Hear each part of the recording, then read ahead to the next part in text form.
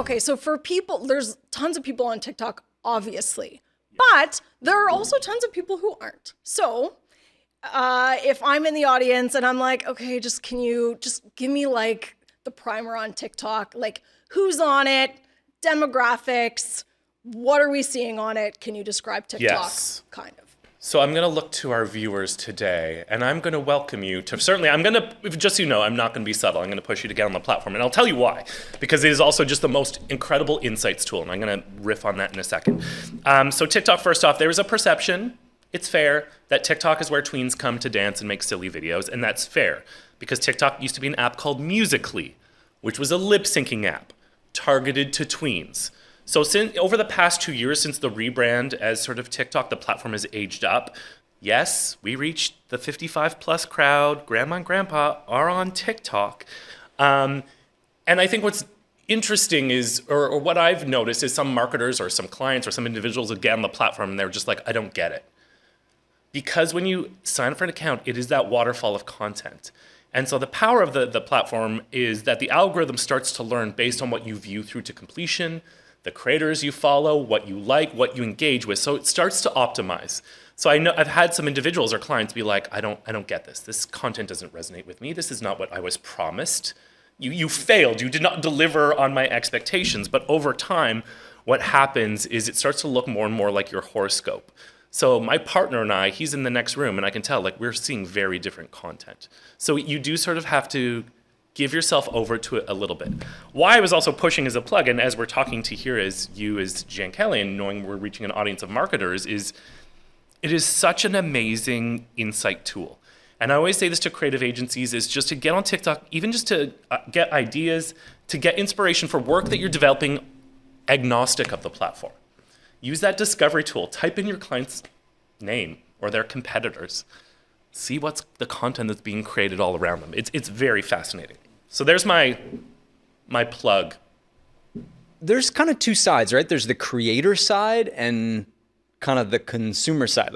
Like does everyone create on TikTok, or can you just kind of consume and be entertained? How does that work? Yeah, I mean, I think everyone has a different relationship with the platform. I've never made a TikTok there. I said it. Okay, I've made one because I wanted to learn how it sort of works, but meaning I very much show up as a consumer. And it is interesting. We've done a lot of work and a lot of research with like Nielsen. We talk about like how do people use different platforms. And some people say like, I check Facebook, I check Instagram, I post whatever. And some people just say like, I just watch TikTok. So that's why we very much consider ourselves an entertainment platform. And how many, have you ever created a TikTok? Yes. How many? I've one TikTok, but then I deleted. It's not, my account is still there, but did I delete my account? No, I deleted my app because I was watching it was like deep in lockdown, and I was like, it was becoming an addiction. But anyway, I did create a dance TikTok Yeah, you did. because I wanted to, okay? Because I wanted to, and it's none of your business. And how did it perform? Well, I deleted it. It's on the Jan Kelly Instagram account because I'm wearing Jan Kelly swag, and it was a whole big thing. And I want to move on from this. But the one thing I do want to say quickly about that, and there's this misnomer, especially as sort of marketers, is they sort of say like, so I get on TikTok, am I now burdened? Like, I'm limited in resources. Now am I expected to produce all this content for this other platform? Thanks a lot, TikTok. And what's interesting is to remember that people show up to the platform to be entertained. They don't have those expectations of brands. Meaning some of the most active advertisers or brands on the platform don't create a ton of content, or they work with creators. And so I just think it's always important to remember that mindset of why someone opens the app and the experience that they want. Right. And so sometimes for marketers, I hear that all the time where they're like, great, thanks a lot, new platform. Now I have to start producing all this other aggregate content. And it's like, not necessarily. And I think people have a very different relationship, and we just always have to remember why people come to the platform. Yeah, I think that's an important point of resistance to talk about. I think you already talked about sort of the resistance of feeling like it's youth culture, which I can relate to, just feeling like, it's for not my age demographic, and you've addressed that. But then I think the other thing is like, okay, now this is a new platform that I have to learn and I have to create for it. That's another thing. I think the third piece of resistance is like, well, I'm a really buttoned up brand. Like we're not, you said like it's an entertainment platform. We're not entertainers. We are a chemical company, or we make widgets. I don't know. You know what I mean?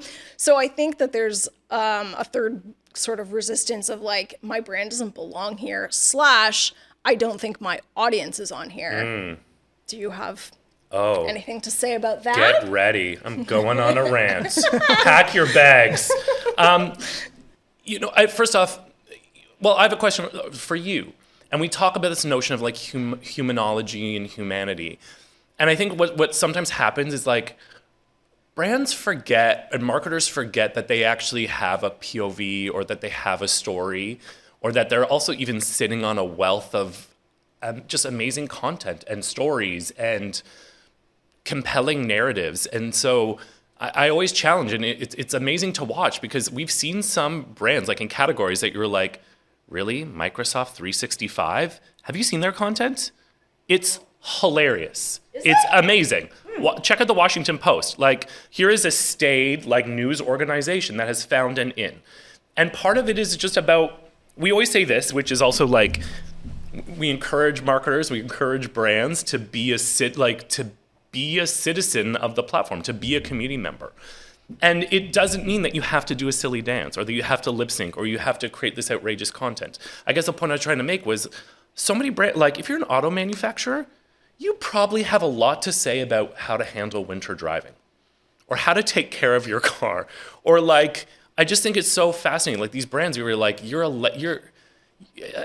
brands have been around for years, have a legacy of stories and content and things that is just really compelling and interesting. So part of it is just convincing and getting marketers just to like relinquish control a little bit and just have a little bit of, I don't want to say fun, but like, is to understand that you actually do have a lot of stories, and that there is a place for you, and there is a community for it. We talk about that notion of crawl, walk, run is you're in for the platform.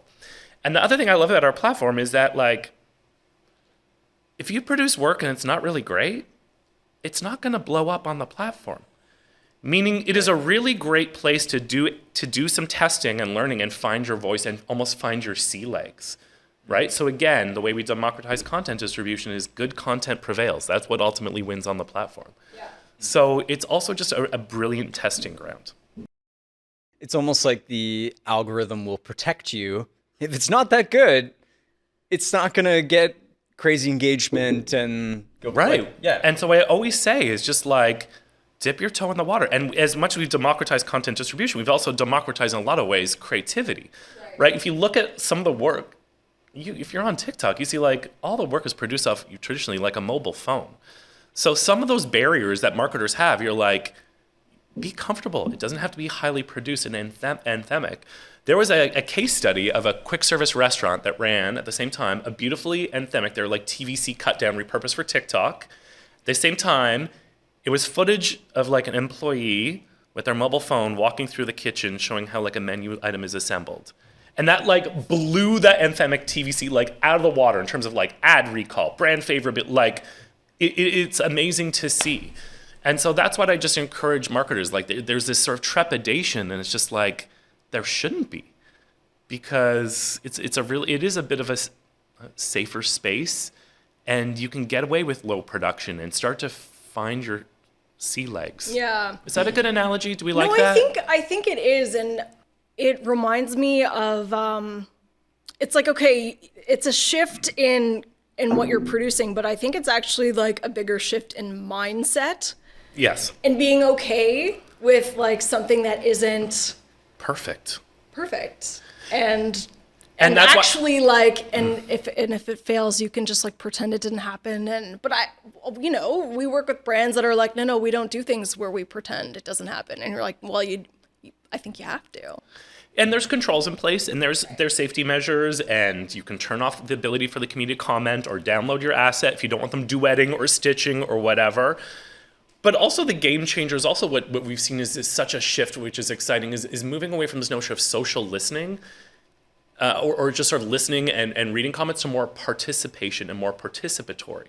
And the fact that you can do things like reply with video, which is just like blows my mind on our platform. And there's so many brands, I'm like, why are you not all over this? Like, if you're a food brand and there's like menu fail, like, you know, like mealtime fails, you should reply with like, well, here's where you messed up, and here's actually how you make like a delicious casserole. Do people still make casseroles? I don't Is know. that a thing? I don't know. I'm so I didn't out know of that there touch. were mealtime fails though. So this has been. But that is a whole like that is all a whole sort of subgenre that exists there. So I think part of it again is just like letting your guard down a bit and playing. Is that scary? I think it is to a lot of people. I think playing. Why do we think that is? I don't know. I think it's like needing to be like authoritative and look like everything you've done is considered and having like saying the exact right thing. I think people, I think brands are afraid of that. I think so. I think there's also a way to like slowly chip away at that, and I don't mean to insinuate like I recognize like brands have legal teams, like they have like comms and PR team, like meaning that like not all brands get to play and be super agile and super responsive, and that's okay too. So it is about finding like building that playbook to say like when are we agile, when do we respond, what are the trends or the cues for us to be responsive, and also maybe our approach to it is that like we don't get to be as agile as because of that's how we function as an org, and that's okay too. I can imagine one brand I'm thinking of in particular, and I'm imagining this brand being like, okay, we could do TikTok, and then they just take what they have already produced for TV and just putting it on TikTok. Would you recommend that? I would always recommend a tweaking, a slight repurposing, so it feels more native to the platform. I think again, just picking up on the cues. When you look at so much of the content on the platform, it is about human connection. So it's also like if you're going to repurpose a TVC, cut to like open with the opening frame should be the person addressing the camera or the speaker, or like just find ways so you can repurpose assets on TikTok. You don't always have to produce native to the platform, but find ways to cut it and maybe even use some of the text overlays. Are there art directors here? Because art directors, this stuff appalls them, but it's like people communicate on TikTok using stickers and overlays and emojis, and I know we think it's ugly, but that is the visual there's a visual vocabulary there. So I think part of it is playing in and recognizing that. I would say the other thing is just working with creators. There is a goldmine. There is a whole universe of professionals who know how to build content that resonates. So why wouldn't you tap into them? And we always say to treat them and brief them like you'd work with a director. You have mentioned community. Yes. In one of your words, you said like there's you can tap into a community. Mm-hmm. Can you talk more about like how does that break down from a community perspective? Like, do like people see like things and so that kind of grows? Like what's community like on TikTok? It's interesting because we always think that community, I think our traditional view of community is that it's like, oh, there's a centralized gathering place where we all just kind of come and flock. Right? Like traditionally, like it was always a chat board, right? You're like, I'm really into emo music, so I'm just gonna like congregate there. Right. What happens on TikTok is you'll start to see diversification in the content within your feed based on sort of what you're receptive to. So it sort of the community builds organically on the platform, and sometimes I find you don't realize that you're in one until you are. So meaning I have friends who are just like, they're hockey moms. And so they talk about all the content they watch. I'm like, I don't see any of that. So it sort of happens organically and it builds. What I think is the greatest or the biggest opportunity for brands on our platform, and what I think is exciting, is the notion of diversifying what your brand stands for and your brand story to different audiences. And so traditionally as marketers, and again, when you have a tight budget, you go, I'm just making this up, but like I'm marketing a pickup truck. So I have a fixed budget, so we're going to shoot. It's going to be in the mountains. It's going to be a mountain man driving his pickup truck. It's that lifestyle, et cetera. And it's like, no, there's hipsters in the city that want to drive a pickup truck. So what does that look like through different lenses or different eyes or different views? And the category that's so exciting to watch is within beauty, is to sort of say like, hey, you're a cosmetic manufacturer. What does cosmetics look like through the eyes of someone who's really into goth? Someone who's into like new wave music or like 90s throwback fashion. Meaning that like brands don't always have to stand for one thing or just reach out to one audience. So that's what's also so exciting to watch. And I think that's such an interesting strategy, is to think about a diversification play on our platform. When people talk about like, it's like, oh yeah, there's hockey TikTok and there's like organization TikTok and there's baking TikTok and whatever. And you might not think of yourself as like, I'm part of this TikTok, but like that is your algorithm. But also the sub communities that I think happens when you don't have a set meeting place. Is what's interesting is so often you're gluten-free vegan baking. Correct. TikTok. But it's like gluten-free vegan single mom Chihuahua owner TikTok. Like that is a thing. And I think what's is expanding is this notion of we sort of, I think in the past you're forced to fit into, you sort of say like, I'm interested in baking. And so you're like, well, this is what it looks like. And this is that universe. And it's like, no, there's so many different voices and distinct approaches and ins that's what happens on TikTok. Yeah. So I think where we've taken our audience so far is, if you're a resistor, like if you're like not going to download it, like hopefully you've heard some key points around the size and scope of the opportunity within TikTok and that universe and democratizing content. I love some of these topics. Once you're open to TikTok potentially being a platform you want to participate in, we've heard some things like experimentation and a bit of like, try to allow yourself as a brand to be a bit vulnerable to discovering where these communities are, what types of content you can create. And I think what I wanted to ask is a little bit of, what do you think brands should be doing more of, or maybe less of, like when they're in that experimentation stage and they're creating content? What are you seeing be these things that they should be doing more of or less of? I think more of is just like letting the message get rounded out and be a bit looser in their guidelines. But again, just not like art directing and pushing, and just letting it let the brand look through the lens of someone else's eyes. So more of that. I think more of what brands also need to be doing is starting to build a bit of a playbook for themselves and starting to think about like, what are those key moments? What are those seasonal moments? What would always on look like for us? And what is our voice and what is our tone? And I think what's going through my mind is traditionally like making a content calendar for 6 months or something. Like that's not the approach for TikTok. Like let's plan out the next 3 months or 6 months of content. It's more the playbook style. So the guidelines, the operating system for how you'll participate on the platform is quite a good foundation. But also the questions you want to answer for yourselves, which is, what is our tone? Or what does it look like when we show up with authority?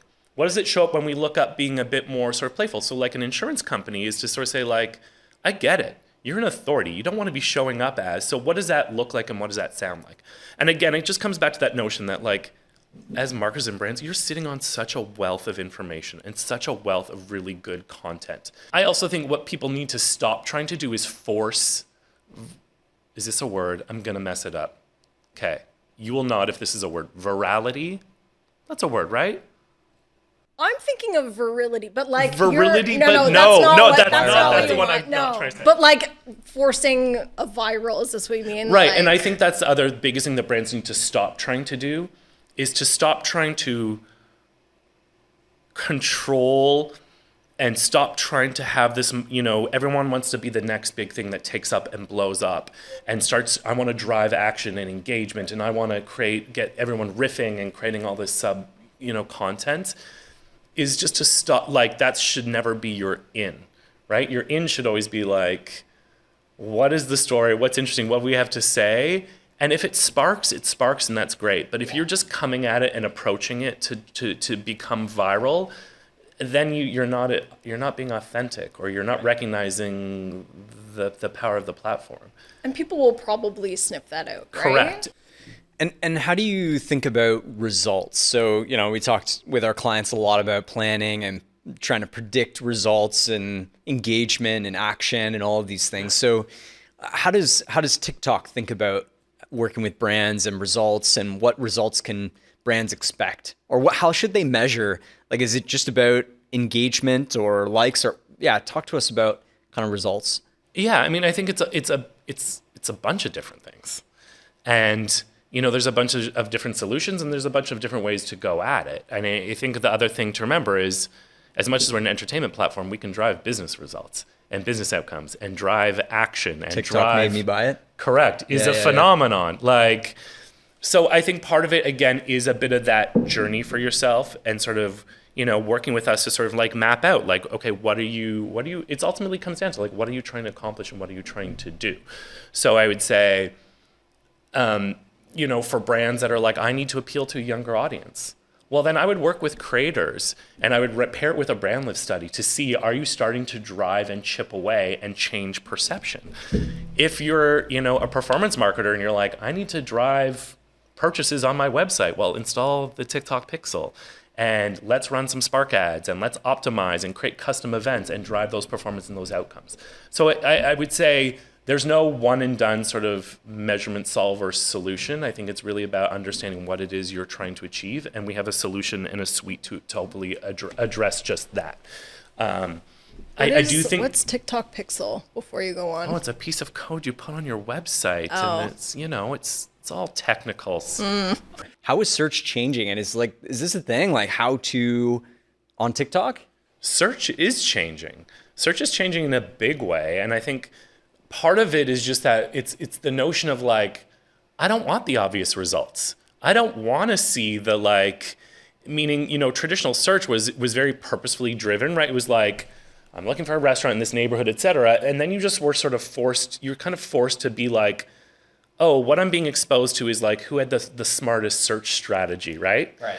Versus on TikTok, what happens is you're searching for something and then suddenly you kind of end up maybe in a bit of a different place you didn't anticipate being, but you're starting to see a breadth and you see all the different voices and you can kind of find like, actually, this is the person I connect with and this is the person who I respect and trust.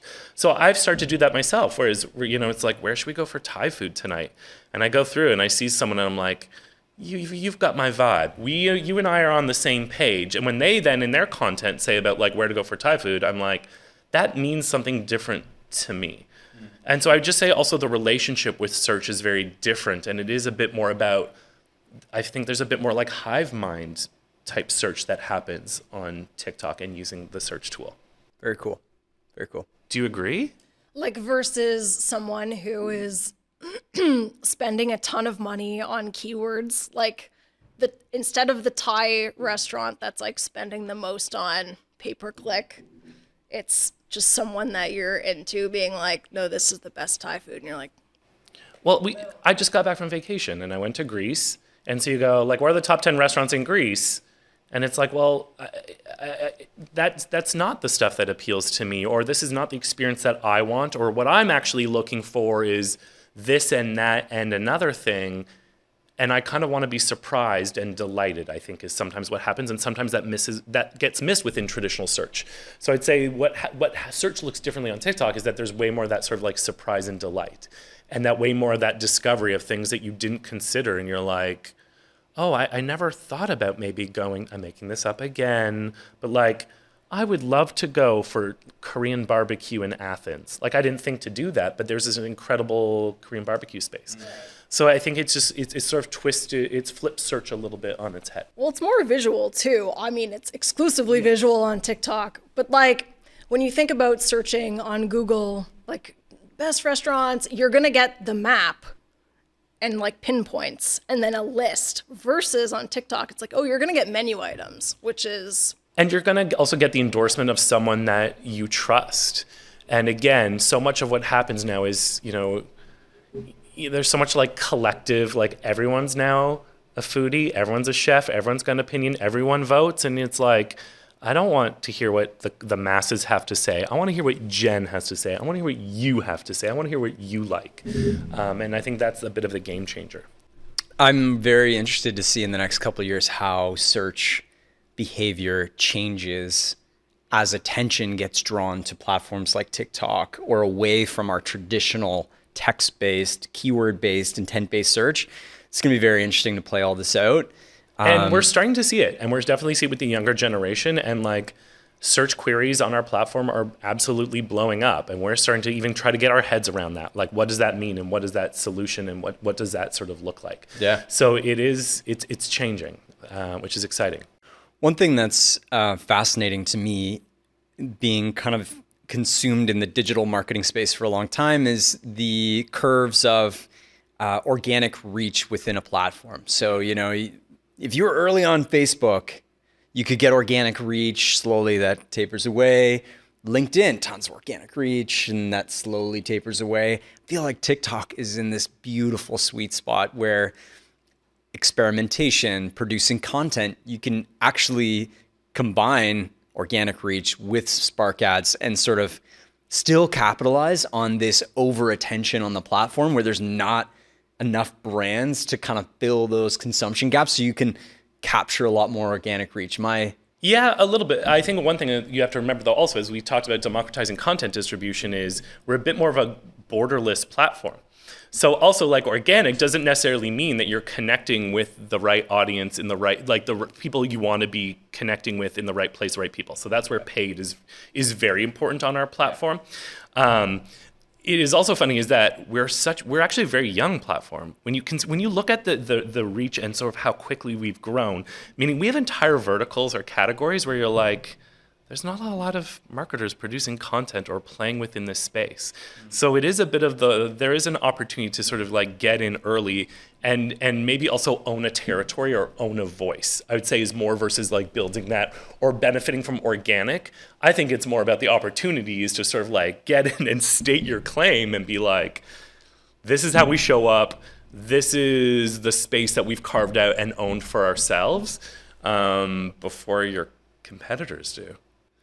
And so now we're getting more into the action oriented, like how do we participate in TikTok? How do we make that part of the platform, a part of our brand, really? So these are some things that come to mind. We've talked a little bit about the playbook, like figuring out your tone and defining kind of the system, the operating system within TikTok. I really like that. You've mentioned a lot about creators. Yes.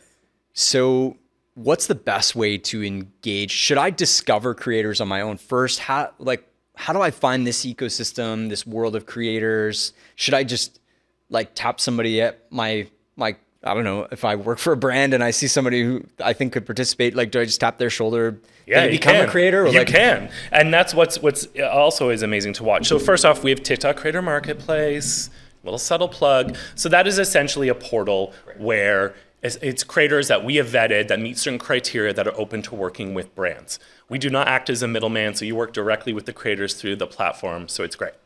But you can certainly reach out. If you don't find a creator who meets sort of what you're looking for, you can just literally, tap someone on the shoulder and be like, do you want to work with us? And I'll talk a little bit about some creator best practices and working with creators in a second. But the one thing that we launched, which is very cool, it's called Open Application, TikTok Creator Marketplace. You basically upload a brief, and the community bids to kind of work on your project. Oh, that's super cool. It's cool because it limits that sort of need to go one-on-one and constantly tap on shoulders. The one thing that we've found, which is also just interesting, is we've done a lot of work looking at the impact of a piece of content has based on the number of followers a creator has. And what we actually find is there is no difference. So if you run a brand lift study, so say you work with a creator, they produce an asset for you. This creator, I'm just saying one creator has a few thousand followers, the other has a few million followers. If you run a brand lift study, there's no difference in terms of ad recall, retention, favorability, even view through rates and things like that.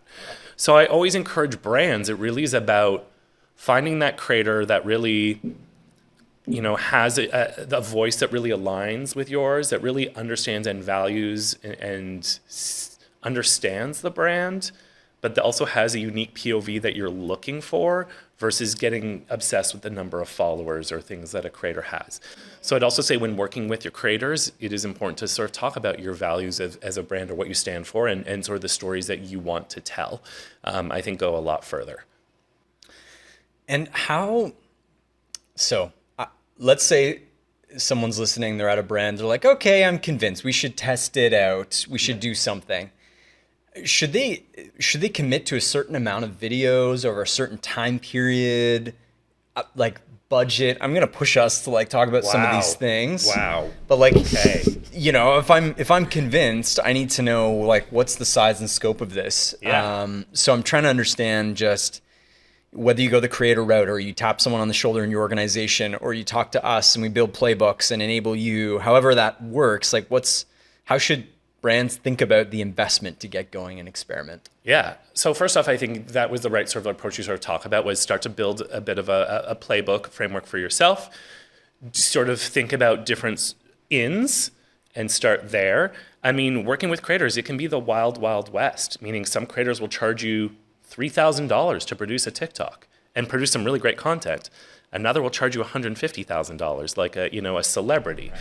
So I think it's really is that start to crawl before you run. So it can be quite scalable and quite reasonable from an investment perspective.